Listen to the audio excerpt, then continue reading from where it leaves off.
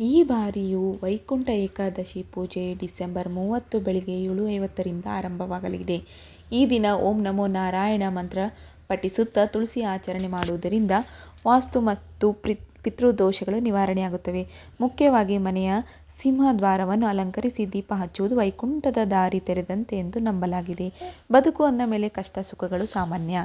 ಆದರೆ ಕೆಲವು ಪವಿತ್ರ ದಿನಗಳು ನಮ್ಮ ಜೀವನವನ್ನೇ ದಿಕ್ಕನ್ನೇ ಬದಲಾಯಿಸುತ್ತದೆ ಶಕ್ತಿ ಹೊಂದಿರುತ್ತೆ.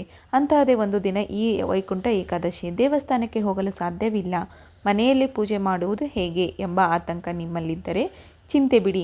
ಶ್ರೀಹರಿಯನ್ನು ನಿಮ್ಮ ಮನೆಗೆ ಬರಮಾಡಿಕೊಳ್ಳಲು ಸರಳ ಹಾದಿ ಇಲ್ಲಿದೆ ನೋಡಿ. ಹಾಗಿದ್ರೆ ಬನ್ನಿ. ಮುಂಜಾನೆ ಸಂಕಲ್ಪ ಹೇಗಿರಲಿ? ಏಕಾದಶಿಯ ದಿನ ಬೆಳಿಗ್ಗೆ ಬ್ರಾಹ್ಮಿ ಮುಹೂರ್ತದಲ್ಲಿ ಸುಮಾರು 4:30ಕ್ಕೆ ಎದ್ದು ಸ್ನಾನ ಮುಗಿಸಿ ಈ ದಿನ ಬಿಳಿ ಅಥವಾ ಹಳದಿ ಬಣ್ಣದ ಬಟ್ಟೆ ಧರಿಸುವುದು ವಿಷ್ಣುವಿಗೆ ಅತ್ಯಂತ ಪ್ರಿಯ. ನಿಮ್ಮ ಮನೆಯ ಮುಖ್ಯ ದ್ವಾರಕ್ಕೆ ವೈಕುಂಠ ದ್ವಾರದಂತೆ ತೋರಣಗಳಿಂದ ಅಲಂಕಾರ ಮಾಡಿ ಮನೆಯ ಸುತ್ತ ತುಳಸಿ ತೀರ್ಥವನ್ನು ಪ್ರೋಕ್ಷಣೆ ಮಾಡುವುದರಿಂದ ನಕಾರಾತ್ಮಕ ಶಕ್ತಿ ದೂರವಾಗುತ್ತದೆ. ಹಾಗೆ ಪೂಜಾ ವಿಧಿವಿಧಾನದ ಹಂತಗಳನ್ನು ತಿಳಿಯೋಣ. ಸಂಕಲ್ಪ. ಮೊದಲು ದೇವರ ಮುಂದೆ ಕುಳಿತು ಮನಸ್ಸಿನಲ್ಲಿ ಉಪವಾಸದ ಸಂಕಲ್ಪವನ್ನು ಮಾಡಬೇಕಾಗುತ್ತದೆ. ಪ್ರತಿಷ್ಠಾಪನೆ. ವಿಷ್ಣುವಿನ ವಿಗ್ರಹ ಅಥವಾ ಫೋಟೋಗೆ ಹಳದಿ ಹೂವು ಮತ್ತು ತುಳಸಿಯಿಂದ ಅಲಂಕರಿಸಿ ಶಂಖ ಮತ್ತು ಚಕ್ರವನ್ನು ದೇವರ ಮುಂದೆ ಇಡಿ. ಮಂತ್ರ ಪಠಣ.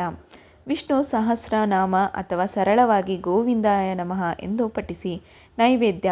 ತುಳಸಿ ಮತ್ತು ವಿಷ್ಣುವಿನ ಪೂಜೆ ಪೂರ್ಣವಾಗುವುದು ಪಾಯಸ ಅಥವಾ ಬೆಲ್ಲದ ನೀರಿಗೆ 12 ತುಳಸಿ ದಳಗಳನ್ನು ಹಾಕಿ ಅರ್ಪಿಸಿ. ಹೆಚ್ಚಿನವರು ದೇವಸ್ಥಾನಕ್ಕೆ ಹೋಗಲು ಗಂಟೆಗಟ್ಟಲೆ ಸಾಲಿನಲ್ಲಿ ನಿಲ್ಲುತ್ತಾರೆ. ಆದರೆ ಈ ದಿನ ನಿಮ್ಮ ಮನೆಯ ತುಳಸಿ ಗಿಡದ ಮುಂದೆ ಕುಳಿತು 108 ಬಾರಿ ಓಂ ನಮೋ ನಾರಾಯಣ ಎಂದು ಜಪಿಸುವುದು ಸಾಕ್ಷಾತ್ ವೈಕುಂಠದಲ್ಲಿ ಕುಳಿತು ಪೂಜೆ ಮಾಡಿದ್ದಕ್ಕೆ ಸಮಾನ. ಇದು ನಿಮ್ಮ ಮನೆಯ ವಾಸ್ತು ದೋಷಗಳನ್ನು ನಿವಾರಿಸಲು ಇರುವ ಸುಲಭ ಹಾದಿ. ಗಮನಿಸಿ, ವೈಕುಂಠ ಏಕಾದಶಿಯ ದಿನ ಹಗಲು ನಿದ್ರೆ ಮಾಡಬಾರದು ಮತ್ತು ಸಂಪೂರ್ಣ ಉಪವಾಸ, ಸಾಧ್ಯವಾದರೆ ಹಣ್ಣು ಹಾಲನ್ನು ಸೇವಿಸಬಹುದು. ನೋಡಿದ್ರಲ್ಲ ಸ್ನೇಹಿತರೆ, ಈ ವಿಡಿಯೋ ನಿಮಗೆ ಇನ್ಫಾರ್ಮೇಷನ್ ಅನಿಸಿದರೆ ನನ್ನ ಚಾನಲ್ನ ಸಬ್ಸ್ಕ್ರೈಬ್ ಆಗಿ. ಈ ವಿಡಿಯೋ ನೋಡಿದ್ದಕ್ಕೆ ಧನ್ಯವಾದಗಳು.